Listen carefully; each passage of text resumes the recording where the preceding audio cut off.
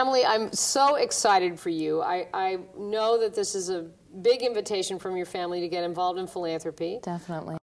I don't know much about you, but I want to say I'm so pleased that you're the next generation with a whole different worldview. You've grown up at a time when obviously you're seeing a lot of things that need to be changed, and we're really pleased that you're here and that your family just asked me to, have a little dialogue with you about some potential ahead.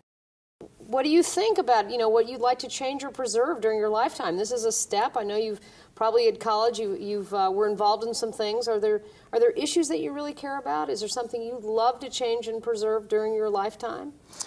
Well, yeah, I think, when I was at college, you mentioned I was involved in an organization. I don't know if my parents told you or not, but I was an urban planning major, and I did have the opportunity to start a community garden with some local inner city kids, and I really just got to see community build on that wasn't built in a way before, and it was, it kind of really brought me out of this very white upper middle class mindset to see how, other minority populations and inner city urban kids really need the opportunity to have some of the positive environmental externalities like urban green space like I had when I was a kid. That's great. And can you see, based on, have you ever looked at the mission statement that's within your family foundation? Do you have any idea what they've been giving to? Well, I know it has something to do with the arts and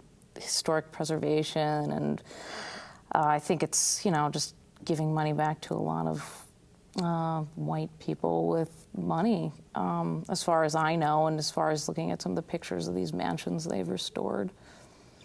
Well, I think the important part is to really honor your family's choices as their values and their vision. And, what I want to invite you to do is actually see this as a learning community. Right. There are things that you may want to learn from them. Mm-hmm. They're probably great money mentors. Obviously, your dad and your mom have built this corpus over many, many years. Mm-hmm. And yet, you're also going to bring new ideas to them. And so your values and you having your own giving plan, have you ever done your own giving plan or looked at your own values and written them down and thought about, okay, what's the connection between what I care about and this racial justice with what you may long-term want to make an impact about?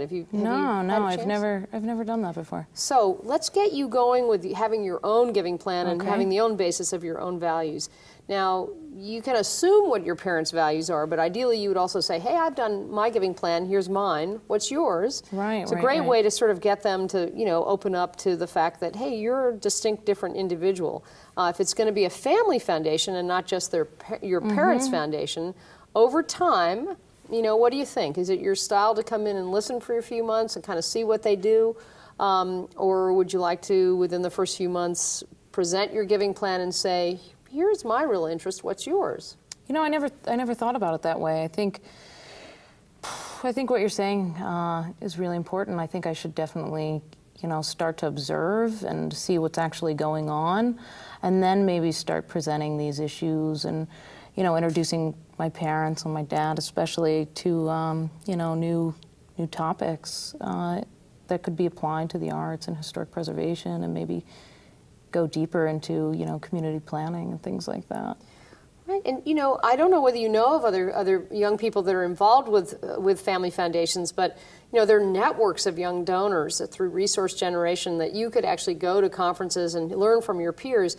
But the other piece is, how do you actually learn about community, and how do you figure out how much money you have now as a family foundation? Right. Obviously, with the market going up and down, from year to year, sometimes you're not sure what the total budget's going to be. Are you going to contribute to the family foundation over time? Are you going to have a business or, have your own income that you're going to go, wow, I'd like to actually have more in my pot? So these are all questions that families have to think about, and you'll learn that from other peers. The powerful piece is you getting that this is a learning environment. Right. It's not the whole of your philanthropy, but it's a very cool position from which to actually go out and do work in the community. So going out on site visits with your parents, checking out what is meaningful to them is a way of saying, hey, I honor those are your decisions. Come on a site visit with me. I want to show you some other stuff. And you begin to open to each other's perspectives. So can you imagine going on a site visit or taking your parents to something that's meaningful to you? Yeah, definitely. I think, it would be a little bit of a shock for them to come in downtown with me. But I think that would be a really great idea. I mean, I never really introduced my parents to these types of ideas and really shared that, my bigger values with them. So I think that's a really great idea. Where do you really think I should go next with this?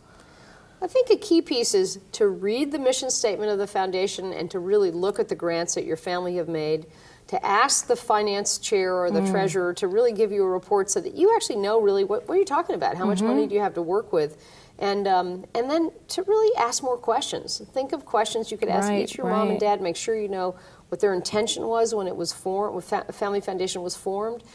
If they're open, for instance, think about this. If you'd like to make some recommendations over time, if they're open to actually beginning to consider some other issues that you might recommend.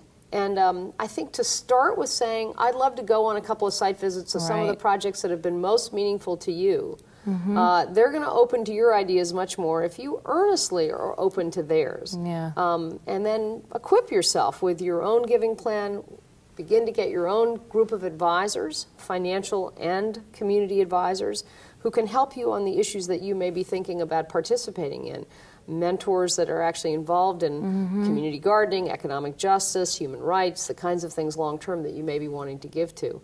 So how does that sound, just to begin to have a few exercises of, the giving plan yourself, looking at the mission statement, and figuring out a list of questions that you'd like to ask your family.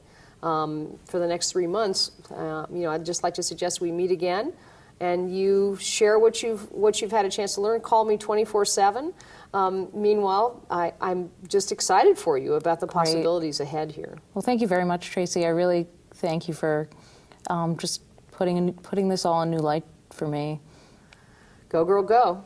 Thank you.